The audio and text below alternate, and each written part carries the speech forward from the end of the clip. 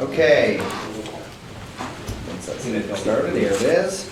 Okay, it is 6:05 p.m. on Tuesday, January 23rd, 2024. We'll call the Common Council meeting to order. Let's stand and say the Pledge of Allegiance. I pledge allegiance to the flag of the United States of America and to the republic for which it stands, one nation, under God, indivisible, with liberty and justice for all.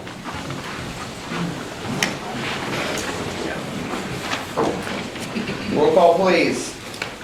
Middleton. Here. Varga. Here. Romano. Here. Weigel. Here. Robinson. Here. In front of you are the minutes from our last meeting, which was on Tuesday, January 9th. Were there any changes or corrections? Hearing none, can I have a motion to approve? So moved. Second. Motion by Jennifer, second by Tad. Further discussion? All those in favor show by the usual sign. It is unanimous. Next up is swearing in of our new police officer, DC Hirschberger. All right, Chief Rosie. thank you. So, first of all, I want to thank the family and officers for showing the overwhelming support of Casey, joining the Columbia City Police Department. Casey's been a great asset to the community in his short time with us, and a great asset to our department, so thank you for that. He brings a positive energy, so thanks Mom and Dad for that. With him, he's doing a great job in the FTO process, and can't wait to see his success in the police work.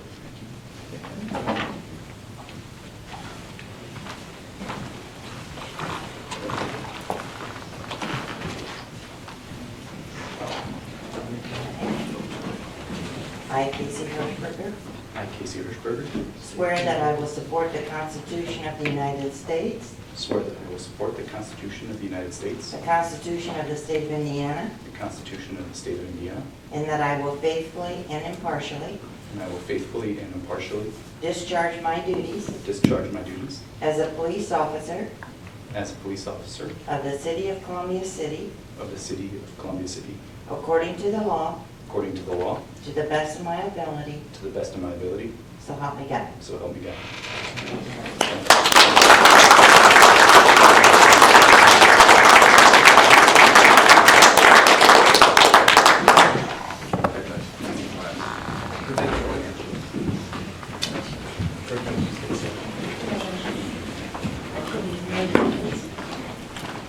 We'll support and take care of it. You will. Thank you very much. Thank you to family and friends of Casey. We appreciate you being here. If you'd like to go celebrate or leave now, that's perfectly fine. So, thank you, everybody. Thank you. Thank you.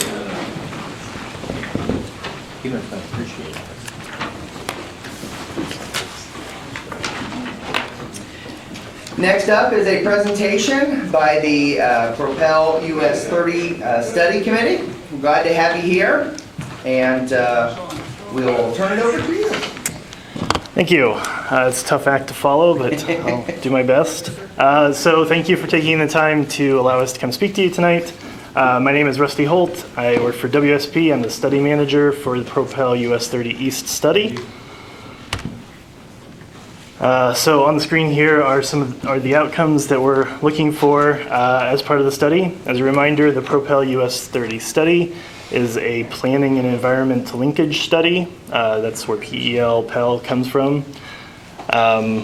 So there are, Pell studies are an optional planning process before a project or project scope is identified.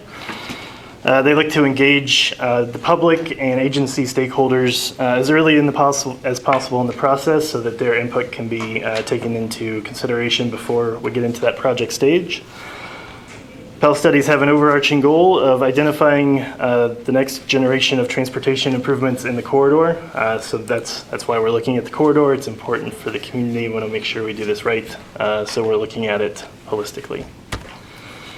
As a reminder, we're here talking about US 30 East, which includes Columbia City and Whitley County, but also Kosciuszko County and Allen County. We're looking at this segment together so we can get a picture of how this part of the corridor works as a whole. We're also in pretty constant communication with the rest of the study teams. There are 3 other ones shown here in the different colors, but especially 30 West, we want to make sure 30 seems similar and has progressed similarly through our study process.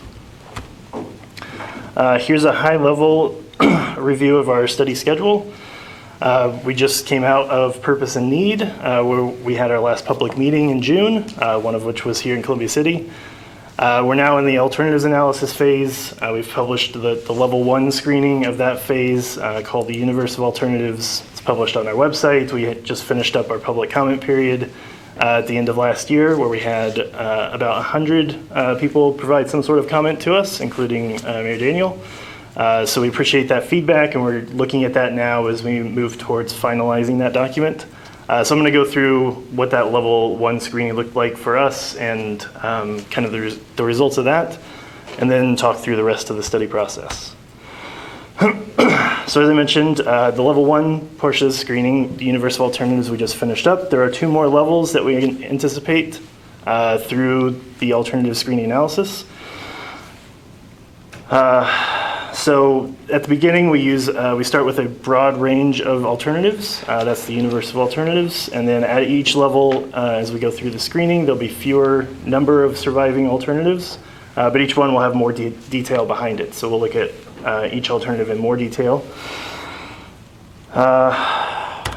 Next, we started the universe with 55 different improvement concepts.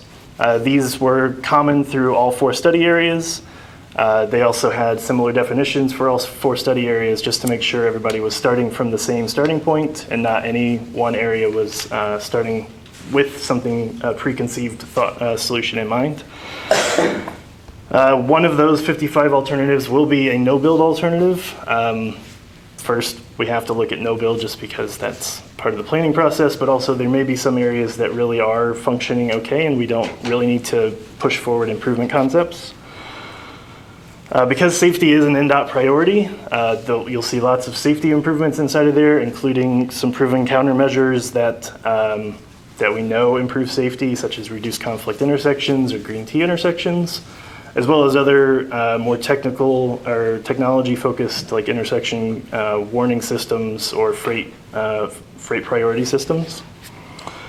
We also know this initial list has some things that people like and some things that people don't like. It's kind of why we did it this way, so that we can show that we've looked at everything. It's not just starting from things that we think we like or we think the public likes. It's everything, and let's see where we go from there. Next is our screening methodology, how we moved through the universe of alternatives, how we took that 55 and narrowed it down. We looked at 2 primary factors from a qualitative standpoint. The purpose and need elements, which for us, purpose and need was related to safety. First and foremost, safety, because we had more crashes than the other study areas, and safety came up through all of our public comments, so safety was our first need. Also, local mobility, making sure we improve local traffic across the US 30 or accessing US 30, and then regional mobility, people traveling along US 30 outside of the region, just to make sure those 3 needs are taken care of as part of the study. Second was practicality, which is it reasonable? Now, practicality has a very specific definition from Federal Highway, so there are 4 points that we looked at as part of the practicality, whether it can be accomplished without an extraordinarily high cost, if it's feasible from a technology and logistical standpoint, if it's appropriate in scale and scope for the transportation problems identified, and if it's not expected to create other unacceptable impacts, such as socioeconomic impacts or environmental impacts. So we had yes, no, and neutral. Most of our answers were yes or no. Neutral came into play if we just didn't have all the information we needed, or if there was a yes and a no, we kind of drifted towards neutral for that. And then based on the answers for those, the purpose and need for each of those yes and no's moved into the screening process of what survived and didn't survive. So next we have some illustrative examples of things that we were looking at. Again, they're just examples. They're not things that we specifically started with or honed in on.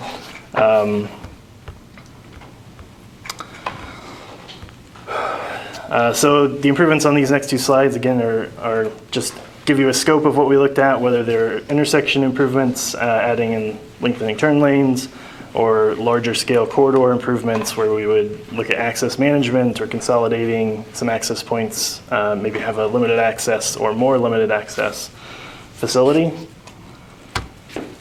Some other examples, spot improvements, gateway treatments, some other transit and non-motorized improvements, really looking at everything that could possibly help US 30 from the safety and mobility standpoint. So at the end of the universe of alternatives, we found ourselves with this series of 55 improvements, some of which scored really well in purpose and need, like lots of yeses. Some of them had a yes, and some of them didn't meet any of the needs. So they fell into 3 buckets, which are shown here: primary, complementary, and design elements. Primary are concepts that address the majority of our needs that we found. Complementary maybe meets 1 need or 2 needs, but doesn't meet that 3rd one. So it could be paired with one of the primaries, or maybe 2 complementary go together to make an improvement that makes sense. And then design elements are things that they don't really meet the needs of the corridor, but they're good ideas anyway. Like maybe we need lighting, maybe we need drainage, but that by itself doesn't solve the needs out there. So those are design elements that'll be carried forward as we look further into the study.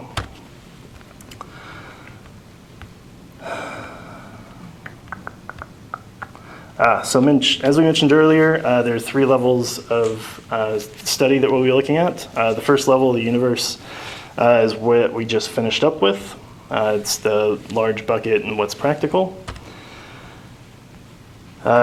Next, as we move through level 2 and level 3, we'll be looking at things in more detail. Again, a smaller number of alternatives, but we're looking in more detail at them and looking specifically at locations for them.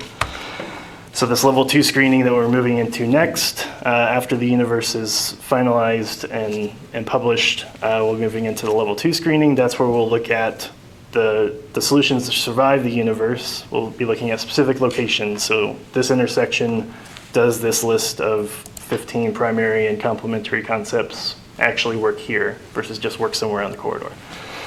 So we'll be looking through that at level 2 at each intersection in our study area. The most important intersections are the ones that we're focusing on first. And then when we move to level 3, it'll look at the corridor as a whole, and then this intersection plus the 2 next to it, or the 3 next to it, just kind of the things that work together. So as far as schedule, what we're looking forward to level 2 is hoping to publish that in this spring. And then level 3, once we get level 2 feedback, it'll be published to the website, have public comment period. We'll finish up the level 2 and then publish level 3, which we anticipate to be this summer. And then we'll have a public information meeting attached to the level 3 screening report. We'll get feedback from that, feedback from the public website, comment period, and then use that to come up with the final Pell study with the final report shown here. So with that, that's the end of my formal presentation. I'm happy to answer any questions. I do encourage everybody to stay connected. We have lots of social media and website information. We're out in the community every month with office hours, whether it's here or in a neighboring city. We have 2 office hours every month that we're at. And we just encourage you to stay engaged as leaders in the community. We want to make sure that we work together and move the process forward. So with that, any questions? Questions from the council? Good question. So the spring is the level 2? Yes. Summer is level 3? That's the plan, yes. And then what's obviously then the final resolution after that? What's the timeline for that, do you think? It'll be the fall sometime. We haven't, spring, summer, and fall, so. Okay, so about every 3 months to move to the next step? Okay.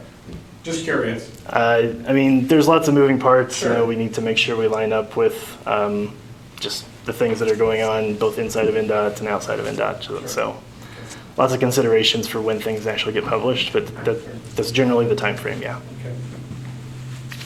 Other questions from the council?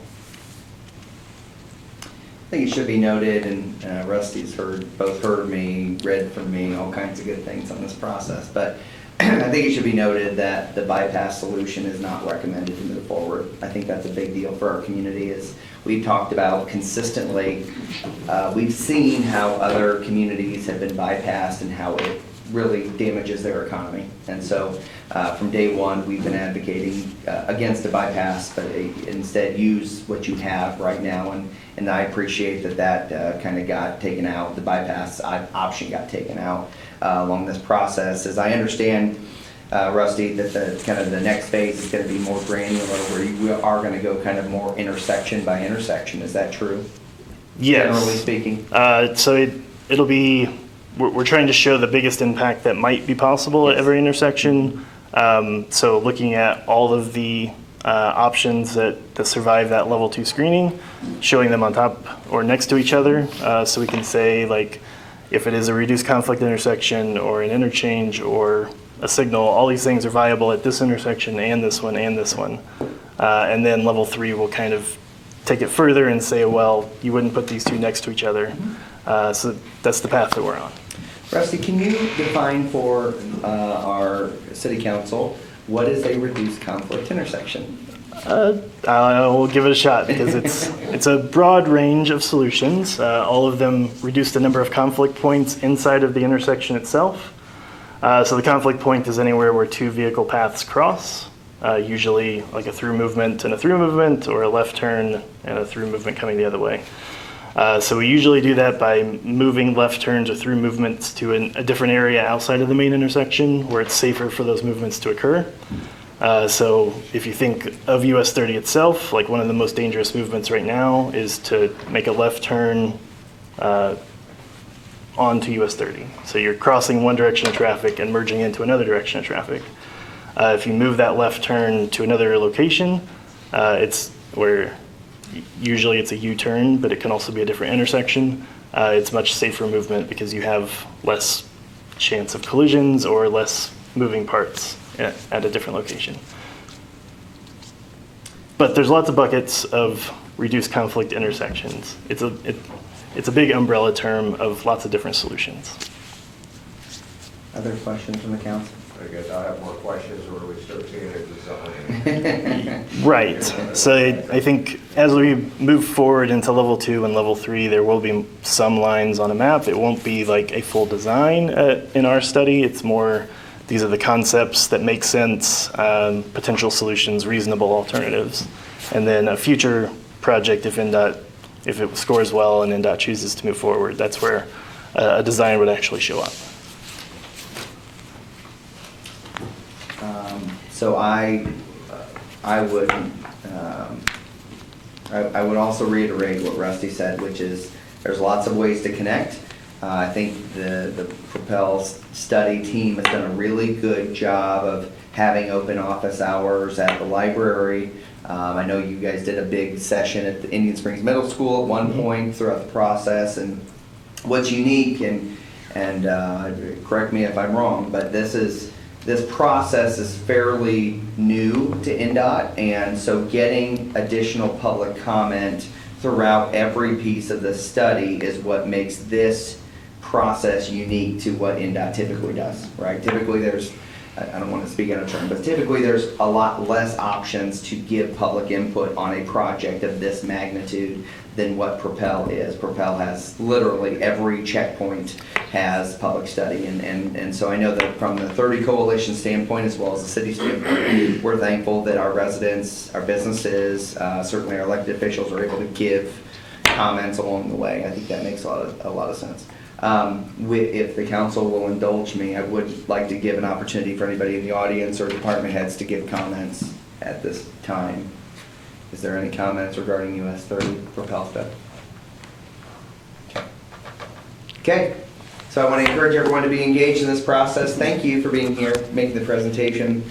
It means a lot to us, and I know, well, you'll hear from me along the way, but, Yes. But I'm sure that as we get more granular and get down to more of these intersections and kind of the different treatments, I'm sure you'll hear more from us. So thank you for your effort. As you said, that is the point of the PEL study. Yes. Try to make sure we hear from everybody. Excellent. Thank you. Thank you very much.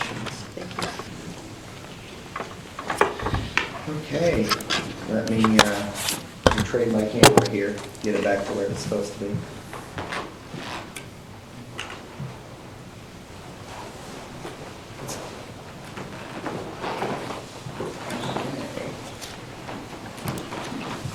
Okay, next up is a presentation from Sean Ellis, Mission 25. Come on up, Sean.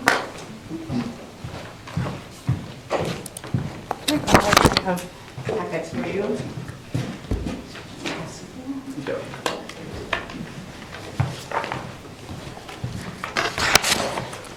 Thank you for allowing me to come and be on your agenda tonight. I appreciate it.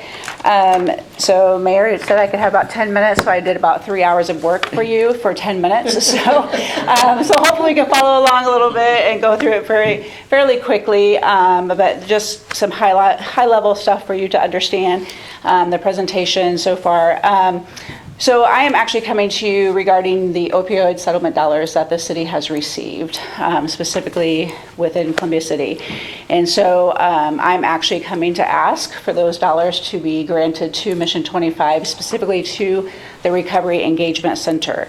So Mission 25, if you know, we actually are an umbrella of services. So we have 4 significant programs. We have our shelter services, which is a certified recovery residence. We have our supportive housing, which individuals can go into housing from recovery with us.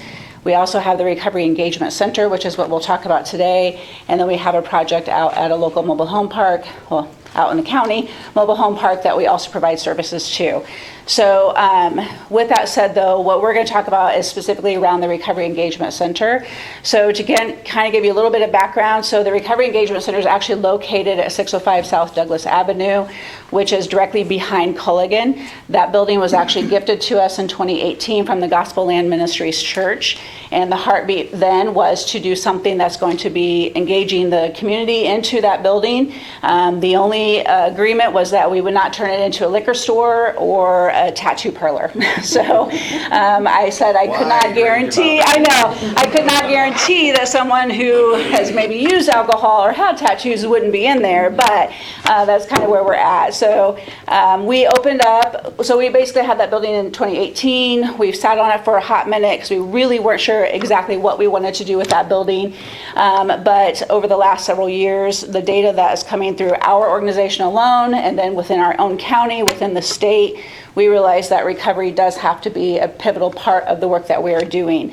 So in 2022, we received funding from the Division of Mental Health Addiction, a community collaboration grant that allowed us to actually hire Director of Recovery Engagement to position that individual out there in that space, but also to remodel that building. So in 2022, the spring of 2022 into the beginning of 2023, we remodeled that entire building. It's a beautiful space. When you walk in, you can just breathe. It's actually my staff's favorite place to go because our current location, you can't breathe in it. So, but if you go over to the REC, you can just pause and breathe for just a hot minute. In March of 2023, we actually opened up the doors to begin serving out there. And so what that means is we now have 8 recovery groups that are housed out there in that space. That is a meeting space. So it's a space to access recovery resources, services, and supports, and recovery coaches. So, and you'll see in my report that basically any group that has moved from a different location in our city into that space has more than doubled since they have entered into that building with those in recovery. That's phenomenal. I can tell you since March of 2023 to December, we had 1,600 recovery engagements inside that building. Those recovery engagements will encompass those attending recovery groups, any kind of events that we had out there, any kind of community training, we had 2 out there, and recovery coaching. So there's just a lot that's going on inside those walls. So that's kind of give you some background a little bit. So just to help you understand like the scope of work out there, what we plan to do moving forward, is really just opening up those doors and making it an even wider reach. So we do have intentions of increasing our ability to provide more community training, around recovery, around addiction, making sure we have more access to for recovery coaching, and continue to increase the amount of groups that will be provided or offered inside those inside the walls there. Currently, we have those 8 groups. That's about 4 days a week. The intention is to actually get to a point where we're 7 days a week out there. So individuals, if they need a recovery meeting, there's one every day of the week. It's not just once or twice or so. The other thing to understand is it is multiple pathways to recovery. So we're not strictly an AA or an NA like your traditional 12-step programs. There's multiple ways of recovery out there, which is also a huge benefit. So if somebody is accessing a typical 12-step program, they might also want to do a journaling recovery pathway as well. So that allows them to access it more than once a week. And then I'll help you understand what we will not be doing out there. That is not a residential facility. So no one will be spending the night there. It is strictly for recovery meeting groups and supports and services and coaching. We will also not be providing medical services out there either. So we will not be providing MAT services. If you know anything about medication-assisted treatment, we will not be doing that out there. We will serve people who are on MAT because that is a form of a pathway, a recovery pathway. We also will not be providing therapy out there either. We will provide referrals to therapeutic services. That's not what this building is intended for. So the results, what they're going to look like, you're going to see more people in recovery. You're going to see more people having sustained recovery and long-term recovery. You also will be able to report that more people will enter into treatment because now they're coming into a safe space to have those conversations with people that they trust, and our staff will be able to refer them to appropriate places for their needs. This is, again, is going to have to be on them, not us. We're not going to own somebody's recovery or someone's relapse. That's not ours to do. It will be up to them, but we will be that resource, and that's what they need. So to help you understand high-level requirements, if you don't know anything about Mission 25 or how we lead, we have very high expectations of the quality of work that we provide.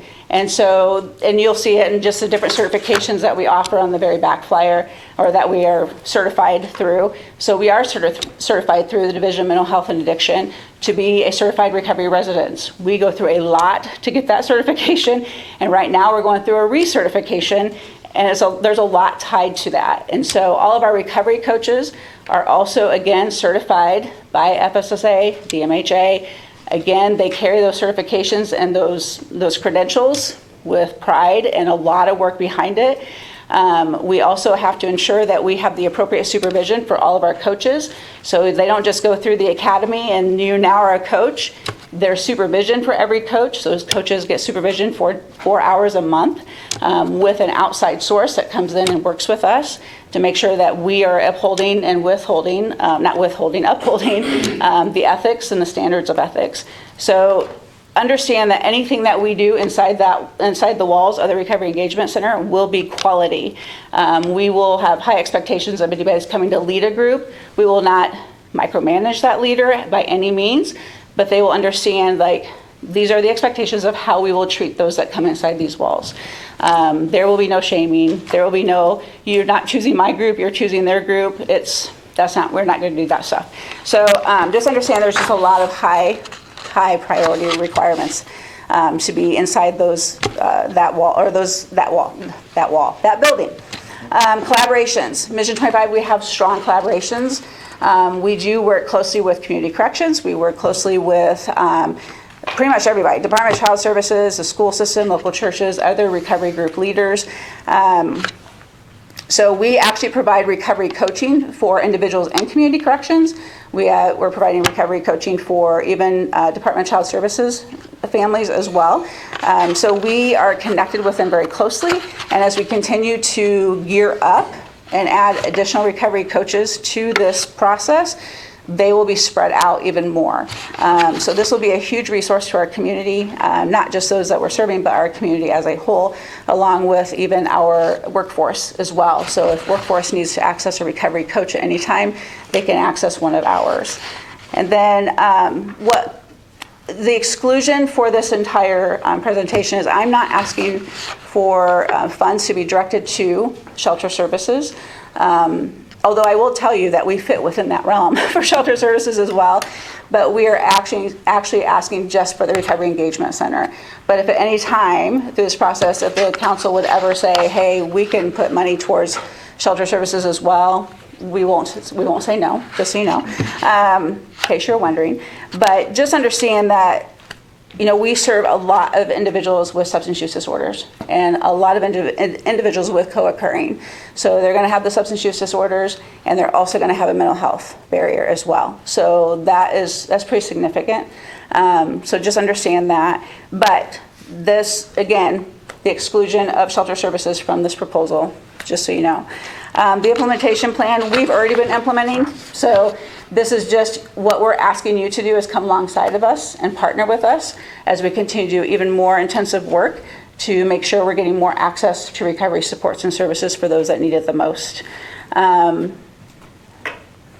mouth is like really dry. Okay.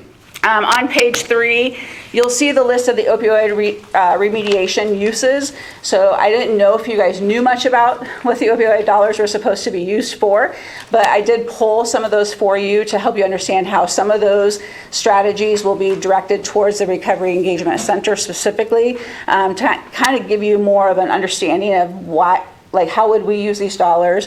So I spelled that out for you. Specifically around the naloxone training, we do have nalox boxes. We have one at Shelter Services. We have one out at our Miami Village location. We will be adding one at the REC as well. Nalox box, all it is a small box. The Narcan is in there. They take it if they feel like they need it. We're not handing it to them. They take it on their own. That's just how it is, okay? And then we also can provide the layperson naloxone training, administration training. We actually have staff that are certified in that. We'll continue to have staff that are certified in that. We can also train those that are using or have used naloxone as well to make sure it's administered appropriately. We'll be able to do that. Expansion of the warm handoff. So we do warm handoffs already in Shelter Services. So when we're working with a client and we're going to hand off to a treatment facility, we will help equip that treatment facility with the information they need to know about that client to make sure they're getting the resources that they need. This is what we will also be doing at the Recovery Engagement Center as well. As we're navigating work with the individuals, we can have those conversations with treatment facilities or other recovery residences if needed. Same with any kind of therapeutic work or medical work. And then as far as Schedule B, Part 1, around treatment, so you'll understand, if you dig deeper, you'll see, we will actually support 8 of the 15 strategies around treatment inside our walls. And I want you to understand that we are not a recovery treatment center, okay? That's not what we are. We are a recovery engagement center, so we will engage people into recovery. We are not going to treat people for recovery. Be very, very clear on that. And then as far as connecting people who need the help to the help that they actually need, again, our staff is very trained. Is trained really well in how to do the case management, how to do the resourcing, how to identify their recovery capital, all their relational capital, all those components that they need to make sure they're fully wrapped around all the services they need, all the people they need. And so this will be another piece of that. And then Schedule B, Part 3, other strategies would be the leadership and planning and coordination. Again, we will continue to invest in the leadership and the staff and the collaboration efforts as well around training and making sure they're going to be equipped, they're going to be certified, credentialed, everything that they need to continue to do the work that they're doing.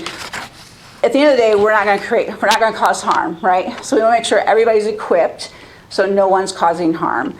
And so that's the whole purpose of all the intentional training and making sure not just my staff's trained, but also our collaborative partners are trained as well as those that are in recovery. So we want to help them understand why recovery is important to them as well. And then you'll see the proposed spending of the opioid dollars. Now again, these dollars could be subject to change, right? So we know there's other things coming down, so things could change considerably. But we drafted some things to give you an idea of how those funds would be spent. Specifically, the funds received to date, about almost 60,000. A big portion of the funds to date, what we're asking is we would spend those to help with the infrastructure in order to do like the virtual trainings, webinars, presentations inside our building, because we know that there's going to be people that can never just travel to go to a presentation. Or what could we do to bring a presentation virtually at all different hours of the day based on people's work schedules. So there's going to be opportunities to do that, to make sure, again, we are being person-centered, and it's not just about what we want to do, but how we're going to meet their needs as well. So, with a very dry mouth, does anybody have any questions? The backside gives you kind of a snapshot just of our data for the last however many years. Actually, and it talks about the different programs that we have launched in the last 3 years. But again, we're talking about the Recovery Engagement Center, but just helps you better understand the full picture. So let me give you a little more background from a funding aspect. So I actually, interestingly, on Thursday, actually spoke with Betsy Denardi from the Attorney General's office in person to talk about opioid funds and all that stuff. They actually made a presentation to the mayors about kind of the purposes behind it. And so a couple things you need to know. First of all, those of you that this is more than their first term, so everyone but Leslie, you may remember that we had to actually authorize a new fund to accept these dollars. There was 2 different kinds of funds: a restricted abatement fund, an abatement fund and an unrestricted fund, okay? The abatement fund must go toward recovery of some sort, and Sean outlined a lot of those pieces. The unrestricted fund does not have to go toward that. Understand the majority of these dollars did come from the pharmaceutical companies that contributed to the opioid epidemic, okay? So I say all that to say that in talking to Betsy, she was very forthright, because I told her kind of what Sean and I had been talking about for Recovery Engagement Center and what they were doing, and Betsy was like, that is absolutely down the lane we want to see. So I do want to let you know, I did talk through with the Attorney General's office in that regard. As the fiscal body, you have the ability to decide where these funds go and how they're being designated. The money will be distributed to the city through 2038. That is 14 years, over the next 14 years. We've been getting a little bit over the last 2, I think, something like that. But understand that they're coming in kind of bigger increments at first and smaller increments the further out we get. Further, you need to know that the Attorney General and the state of Indiana are in additional lawsuits right now with other manufacturers. So the number that I'm going to tell you we're projected to get by the Attorney General's office throughout this through 2038, the number I'm about to say could change. Okay, it won't go down, could go up. Okay? So for the abatement account, if you will, what is projected to come to the city through 2038 is $287,153. Okay? What is projected to come to the city through the unrestricted fund is $121,663. That is what they have on the website literally right now. Understand, however, that just to give you a perspective, and again, they front-loaded a lot of this money, but just to give you perspective, in the 2022 total payment, Columbia City received $14,277 in unrestricted and $33,000 in the abatement. So that tells you, and again, it kind of peaks, I think, this year or next year, and then it starts to go down depending on what those other settlements do. Okay, so I give you all that context to say, as Sean and I were talking about the kind of recovery engagement, what they're doing at Mission 25. Really, they're one of few, if any, other organization in Whitley County that are doing this kind of work. It seemed to match up really well, which is why I asked her to come and make a presentation to you about the funding. So there's the context behind the presentation, all that kind of stuff. So questions of Sean. Jennifer. So I'm looking through here, and when we get these kinds of things, like I guess the framework for what I'm about to say is I want us to kind of look back to when we got our funds that we used for police and fire. CARES Act? Is that what you're, wait, what are you talking about? No, the LOIT. Oh, public safety law. Yeah, Gotcha. and how strongly I felt at that time about those funds not being used for salaries and Sure. that sort of thing. There is no plan on your part to use this money for salaries, is there? So if you, there's, the only plan in there for salaries would be, I think it was 5,000 each year or less, and it was for staff infrastructure. So, and that is not even, it's and when I say staff, it's like one staff member, which is the Director of Recovery Engagement, which is positioned out there at that particular location. So, and her responsibility is to keep all those groups informed, keep all those groups operating, and she's also one of our recovery coaches, and she's also the one that's doing a lot of the work with our community corrections and our Department of Child Services right now. So she's the only position that a tiny portion of her salary would be within the staff infrastructure. And that infrastructure is very appropriate within these funds. I understand that, I just take issue with building something where if that money goes away, then somebody's job is threatened. Sure. So she's already been with me on staff for about a year and a half. So her job's not gonna be threatened at all. So if these funds go away, again, it's $4,000 or $5,000 of her salary. That's a small portion of what her salary is. That's the only part of this entire proposal that has anything to do with staffing. Any question? Basically, it would be, yeah, so Dan asked about whether we basically could transfer our money to them, and so I think the proposal is a 3-year agreement, as you kind of can see in the kind of presentation. It's a 3-year agreement where we dedicate these funds to Mission 25 to do the work that's been laid out.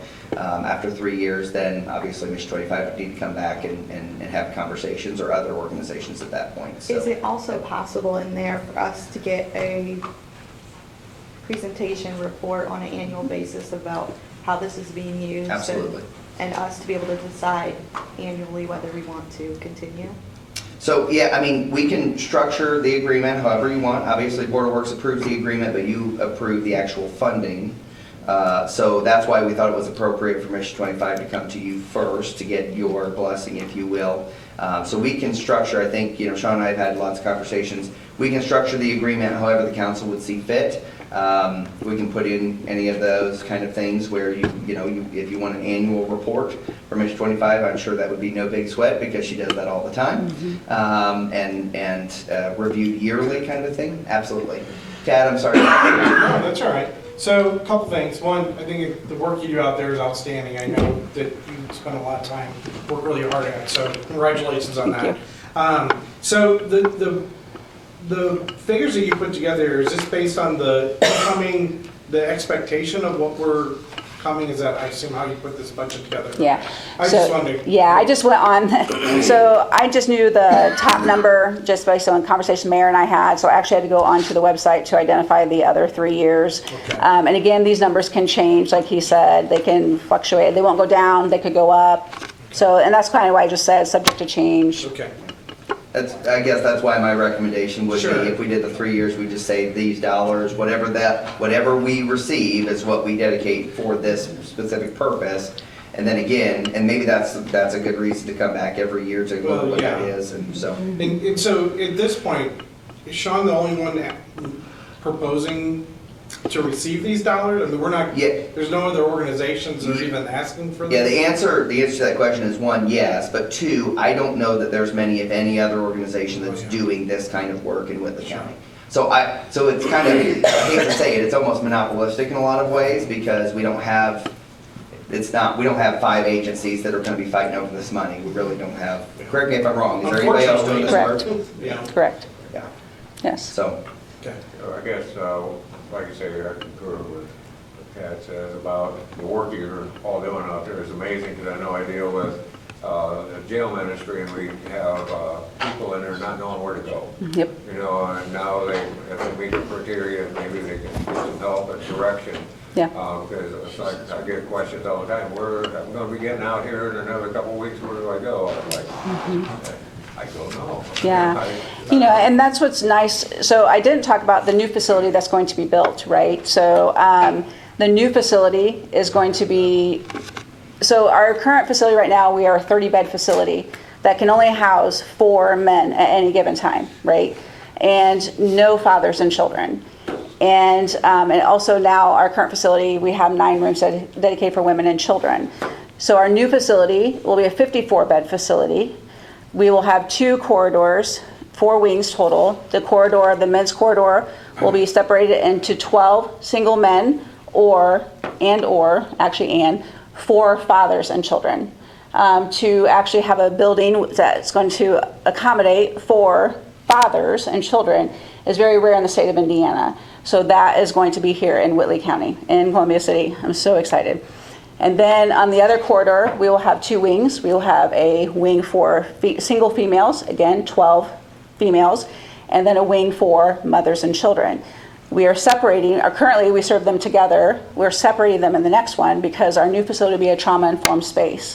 So we know that we will have single females, because we know we have it now, that may have lost a child for one reason or another. And their healing process is stopped right there, because now they're engaged with other mothers and children.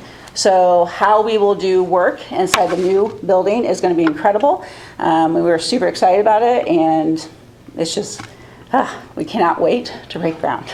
So anyway, but yeah, so going back to what you're saying, our new facility will be able to accommodate more people.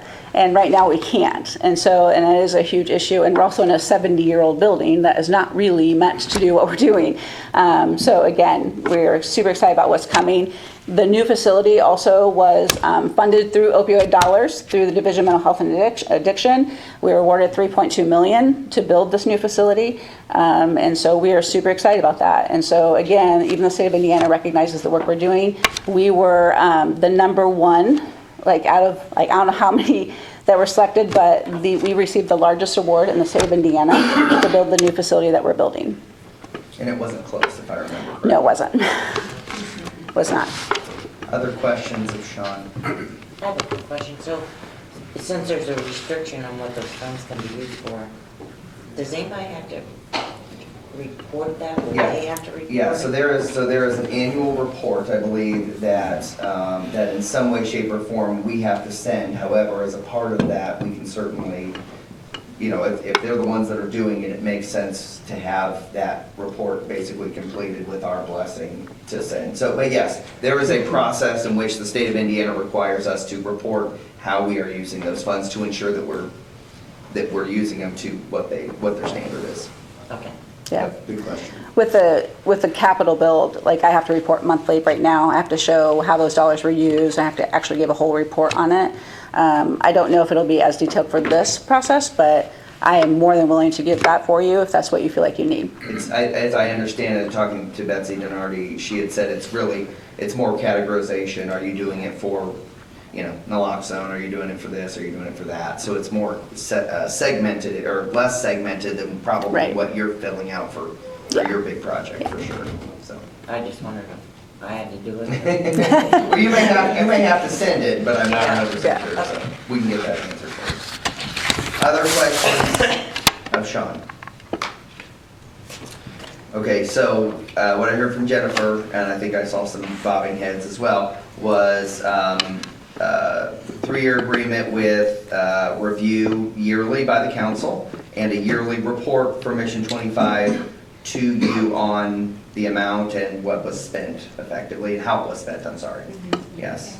Is that's agreeable to the council? Yeah, that's Okay. fair. Okay, so I think, so what I'd like to have is a motion to dedicate the next 3 years of opioid settlement funds to Mission 25 with, under the, I guess, the agreement of or the tenets of the Board of Works agreement as we discussed. Does that make sense? I'll make a motion of what you just said. Okay, Second. okay, motion second. Further discussion? Okay, all those in favor show the usual sign. It is unanimous. Awesome. you, Thank you Sean. so much. And I invite all of you to come out and actually see the recovery and statement. Yes, so we'll work on that agreement, and if we can get it around for the next Board of Works meeting, that'd be preferential, but, yeah, we can talk through Awesome. that. Great. Okay. Thank you so Great. much, guys. Thanks, Sean. Okay, next up is the agreement with the Humane Society of Whitley County. That looks like that is on page 7, page 7. Rosie, do you have anything to adds benefit? No, they send us a report every quarter, and I don't know that they use the whole 25,000, but we always send them the 25,000, based off the animals that they take up to their city. Well, the land, I mean, what's the map and the stuff? Looks like it's more than- Well, I think what as I read it, Dan, was they were taking in more strays than what they could bill us for. That's what I was Yes. looking at, yeah. Yep. Yeah, and I haven't seen this. Oh, gotcha. Just now, Yeah. so- That's something we need to look at in budgetary wise next year, that we might have to increase that a little bit. So again, as always, you are the fiscal body, and so if that's what you want to put into your budget, you're free to do that. Again, ultimately, the Humane Shelter has acted as our animal control agency for a long time. They have, hey Gary, on the animal control agency with the Humane Shelter is, correct me if I'm wrong, but if we find stray animals or things like that, we can take them out to the Humane Shelter, right? Correct. And as we do that, I'm assuming that's where a lot of this accounting comes from, but, or if people drop them off, they say, where do you live, or that kind of stuff, and that's where it kind of gets dinged toward us, if you will. But the question, I guess, is what kind of services, outside of just taking the animals, what kind of services do you know the Humane Shelter provides to the city? I do not, I know that when we take them out there, we fill out paperwork every time we Yep. drop a dog off or a cat off. Yep. And I know they've acted as like a temperament. They've tested temperament for dogs and things like that in the past when we've had other issues, where they show, they say, oh, this animal is safe to go back, or this animal probably needs to be put down. Were they invited to come in and speak? Rosie? I thought maybe they'd be here, they just sent this and asked if they could be on the agenda, or if we could get it approved, so I never asked. We get sometimes- Be kind of nice if they were in here. Yeah. They made a presentation a few years ago. Sure, but And it's about like tax abatements, people take advantage, they say, oh, it's just automatically gonna happen. Well, I think somebody that we're giving money to needs to give us, agreed. and they need to be here To answer these questions for us, like, are we sending you too many animals? Yeah, because on here, I mean, there is a shortfall of $13,000, or that they didn't processed, bill but us for. that they didn't bill us for. Right. Well, we're just over 13,000. If that's what those numbers add up to, yes. I didn't go through that step, but I yeah. was looking at too, like, needed more money than what we gave. Could we table this and ask them to come in and? Absolutely, if that's what the council would, council's pleasure, then yes. I mean, I'd rather do that than like forecast what they're thinking. Sure. Okay. Rosie, will you request the Humane Shelter to attend our next county council meeting, or one in the near future? Thank you. Yeah, I will tell you that, looking at this, Yeah. they do not have our second quarter on there, the second half, because we pay them 12.5 twice a year. They only have one. They have it recorded, but they don't have the amount. So I figured, when I calculated it, it was like short $1,000. That's, yeah, when I added it up, that's about what. Gotcha. Yeah, so they don't have the second 12.5 on there. Okay. So, yes, I will get a hold of them and ask them if they can be present. Okay, so we will table this conversation until Humane Shelter comes to the council and presents. Do we have to vote on the tabling I'm sorry, Well, do we have to vote on the table, tabling this? Do we have to vote? No. No. Okay, very good. Department head reports, Chip. Last night we opened bids for Eagle Park, very exciting. They came in well lower than they had last year, and I think we're gonna move forward with the skate park and pickleball courts. So hopefully if the budget works out right, we'll be doing that, and the next park board meeting next month. And earlier this evening, we opened up bids for Westgate Road reconstruction for phase 2, and the bids actually came in below estimated budget. So hopefully we'll be doing that within a couple weeks here. So that's all I have to report. Questions of Chip? Thank you. Terry? Matt and I finished work at the Eagle Park Conference Room. It's now up and running as far as being able to record and record all their meetings.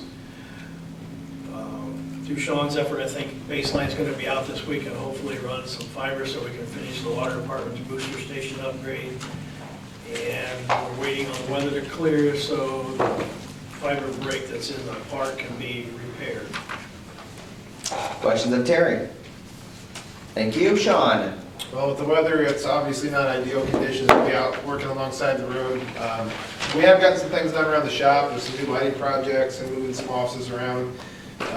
We did start on, get a few of the trees for the tree board taken out, which was great with Kelly's help, Eric. Then in an earlier meeting at the Board of Works meeting, we were awarded a new bucket truck that we are going to order here in the next couple of weeks, and 50 to 53 week lead time on that bucket truck. We only got 2 bids on it. This one came in about $40,000 cheaper, and the lead time on the other company was 50 to 53 months. So that's over 4 years. So it was kind of a no-brainer. We're going to start working on specs on a new truck, what we call our tree truck. It's our large 77-foot truck that's over 15 years old. But the lead time on that one, no matter who we go with, is going to be 3 to 4 years. So we'd like to get the specs done and get it ordered and get in line for that one. So. Questions of Sean? Thank you. Kelly? Been busy taking care of roads, trying to keep them safe, roads and alleys for the community here lately. And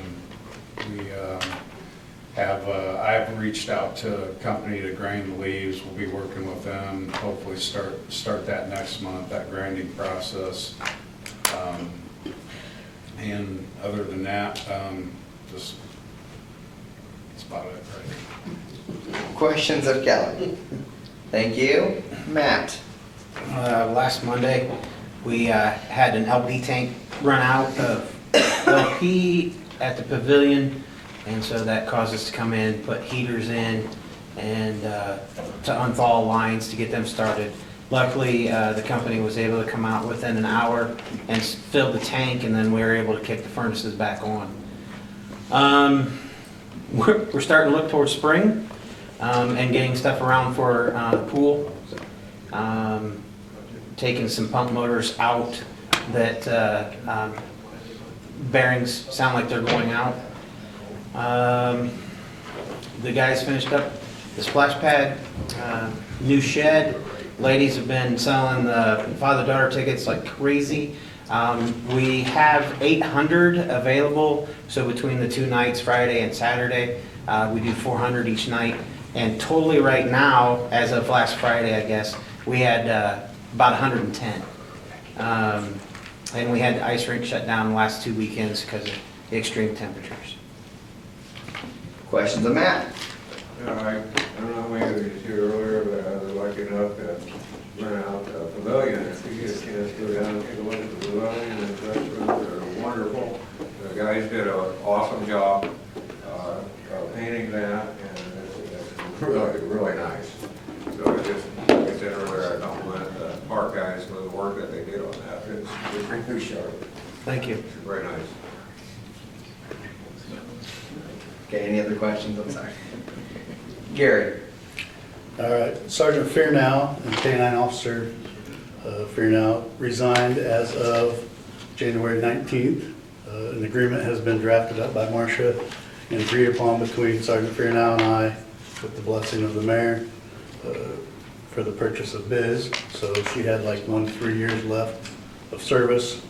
She was 7 years old, but so we drafted up an agreement for his comp time, which he had 88 hours of comp time hours, which in the amount of $3,086.16 that he awarded us for the remaining years of service. So currently he takes ownership and care of the dog, of Biz now. So looking at getting the dog down the road once we get full staffed again maybe. So that's my plan. Officer Bogner also resigned on the 12th. Realized that this wasn't the job that he thought it was, and decided to go back to doing what he was doing before. And he only had about 2 months on, so kudos to him for realizing, hey, this doesn't fit his life or whatever it is that he decided didn't work for him. So happy he made that choice for him and his family for the best of they could do for them. So I did request of the Board of Works to open up the process in February. I never filled all 3 positions last time that I had it, so I still had 1 spot open, and then with these 2, so I currently have 3 open positions. So I'll be opening up a process for 3 officers. Had some good working relationships this past week with the Whitley County Community Schools and other county officers from South Whitley, the county, and Cherubusco. So did a high school training at the high school, and that went very well. And it was very enjoyable from all aspects, from all 3 departments, so in the school. We toured Bowen Health's new building on the 18th, and that worked with staff out there. What a fabulous building. The rave, mass notification system is in full swing. The mayor put out a press release on that, and we obtained Hank Workman as our chaplain, with Tim Scroggs as his associate, and which is also Tim Scroggs is the fire department chaplain. So I think if Hank's not available, Tim will fit right in. Shane and James did use their plumbing skills to replace a faucet that was leaking in dispatch, so that saved us from having to call Flowtech in. Response plans are being built by Shane and Matt, which response plans is once you put a call in, it recommends which unit and personnel to respond to that particular call. You can also put special instructions in there for the response. It's a really good tool that helps dispatch. So other than that, that's all I have. Questions of Gary? I mentioned, talking about having a chaplain for our police officers and my wife, okay? Does it get paid anything? And the answer is no. I wondered if that's something we need to possibly look at, once we talk to a couple other cities and see them, local to our size, if they pay anything, and maybe next year we need to look at putting that in for a budget or something. I don't know, I think it's extremely necessary, but at the same time, I'm like, do they pay them? I don't know how that works, and then how do you structure it, and then how much? Gary, do you know how that works in other communities? I don't. I'll have to research that. We never have in the past, but I guess it's never been brought up. I think the guy ought to I- get something, but at the same time, how do we do that, and how much? Just something to think about down the road. I think they really enjoy doing it. Usually it's a crisis when we call them out, so, but, But they're leaving whatever they're doing. Right, for sure. Other questions? Thank you, Mike. We hooked well 7 and well 8 up to the fiber, working great. We did a PFAS test because I've had some phone calls requesting if we had it in our water. We did one with the state a couple years ago. Still haven't got a response back, but I was told by someone, if they're not getting back with you, it must have been good, because if you had a problem, they would have got with you. Before the big freeze, we put a couple meter pits in on Valley River Drive, and that, so hopefully that things thaw out a little bit so we can get back down here on Chauncey Street. Questions of Mike? Thank you, Mike. We were required yearly to have our flow meters calibrated for our permit. Those have been done. You heard me talk about our sludge pumps, that they could not make the delivery on that, so I had canceled that order. That is all taken care of. I have another plan that I've been thinking about day and night. I'll probably present something at retreat, just to give you a heads up on what I'm thinking, and then we'll see if we can't move forward from there. Completely different than what I was originally thinking. This is obviously going to be a little more expensive, but in the long term, I think it will hopefully resolve all the problems. Not only for us, but on down the line for who's ever going to be next. Met with the Wake Contracting, we have a company that's going to be redoing our restrooms. And they sent, late this afternoon, I've got emails on all the fixtures and things that are going to be replaced. We just need to approve those, and then we'll move forward with their first draw on that so they can order material. The MOS units that I talked about for our headworks pumps, basically the little brains that's monitors everything. They're scanning. My staff pulled brand new wires from the pumps themselves. The station's there, through all the conduit in the building, underground, up into the other building where these units will be installed. So we saved a tremendous amount of money there by that wire being installed ourselves. And then I've been working on the annual report for Steel Dynamics. Question to Mike. Thank you. Marcia, Rosie. Nothing. A couple things for your information. First, I had the honor of, and pleasure of speaking at the Bowen Center's grand opening on Monday. Beautiful space. I know one of the things that they're still waiting to be done, if you look at their sign, you'll notice the top portion is still kind of open and waiting for something. And so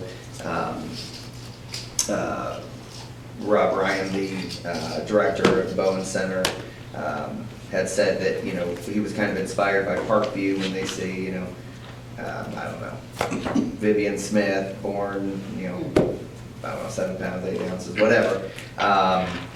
Those kind of things that he said it'd be really neat to see, you know, I don't know, John, 5 years sober, and things like that. So I think it'll be neat to see that kind of in contrast to each other, across the street from each other. But so that's why that sign isn't completed yet. But really beautiful space. I think very conducive to what they're trying to really look at, which is the whole self, not just mental health, but physical health and other things. They even have some space to build out additional, which I think is a really neat concept that probably too few of us actually use. So that's really neat. Let's see. Tomorrow, as long as school isn't delayed or canceled, our youth council will be going to the State House. So we'll have a fun trip down to Indianapolis tomorrow morning and back tomorrow afternoon with our youth council members. Thursday is the city blood draw for the wellness program for our city employees. And we also keep working, we have a meeting that afternoon regarding the test kitchen. So we got hopefully some progress happening there. And then Friday night is the City Awards banquet, so hope you can make it. And then Saturday is Renew Aesthetics is opening they're doing their grand opening. They took over the Music Encounters building there on 9 and Walker Way. So they're having their grand opening this Saturday. Looking to see if there's anything else. I don't see a whole lot else on there, so I think that's all I got. Dan? Have the privilege of going down to Indianapolis with the AIM, with the newly elected officials conference, and I have to admit, I was a little skeptical about going, but after I got down there, I did learn quite a bit of stuff. Plus, I got to know Leslie and Jennifer a little better also on some things, you know, how other cities, you know, and we're so lucky to have what we have in Columbia City. When you hear the horror stories of other cities and towns down there, it's like, yeah, you know, we're not anything like that. You know, we have a group of great people here working together to achieve great things, and you know, and so yeah, you go down there to feel pretty good about Columbia City. So yeah, that was actually a huge benefit for me, even though I've been there. This is my 5th term, I'm still learning, so, you know, everything evolves, so we continue to learn. So it's a great experience. Great, thanks, Dan. Jennifer? What I wanted to add about that too is the last time that I was there was before the pandemic, and it was really apparent to me through the training sessions how much has changed in what we do and, you know, everybody's roles. A lot has changed since that time, so it was definitely a valuable experience and worthy of us, you know, stepping out of what we have going on in our lives for 4 days to go down there and and gain some new knowledge and information. One of the things that we gathered down there was we learned a lot about public meetings and legalities, and got to speak with lawyers about that and ask some pretty specific questions. So I can tell you I'm quite sure that we will have a proposal coming forward in the next couple of weeks, hopefully, that will kind of encapsulate a lot of what we learned and a lot of the questions that we asked and the input that we got from people that know a whole lot more than we do. So. I gotta say, to both of your points, and there's a lot of crazy things that happen in public meetings across the state of Indiana that thankfully don't happen here, that we don't want to happen here. Going much past individuals making their voices heard and much closer to just true kind of, I don't know, anger, mutiny, kind of bad stuff. So yes, appreciate that. Anything else? No, that's all. Okay, great. Tad? Nothing. Jenny? Nothing. Wesley? I will just extend what Jennifer and Dan had said. I really enjoyed the newly elected official meeting. Learned a lot, made a lot of connections with folks. Just sharing a lot about Columbia City. Very proud to be able to talk about it, and then just want to congratulate and thank the employees that'll be honored on Friday for their commitment and hard work. Yeah, thank you. Appreciate that. There's no media, members of the public. Name and address, please.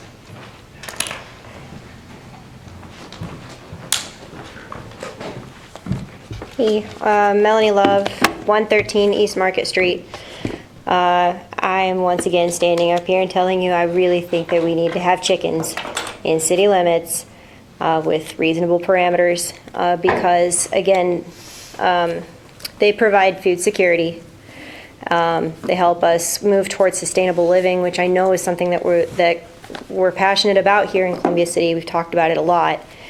Also, they help reduce waste by efficiently recycling your kitchen scraps into a cost-effective fertilizer, which is also high in nutrients. The eggs that you get from chickens that aren't, mass-produced and shoved into horrible containers for, massive companies. The eggs that you're going to get in your backyard are just absolutely so much better. They've done numerous studies and tests on these and found the nutrients to be much, much better for you. It gives us the opportunity to be better stewards of the land that we're given and reduce the negative environmental impact that we cause by our urban living. And I just feel like this is, it's a lot of work, but it's definitely something that it would be worthwhile. So, thank you. Thank you. And with that, we will call the meeting adjourned. Thank you.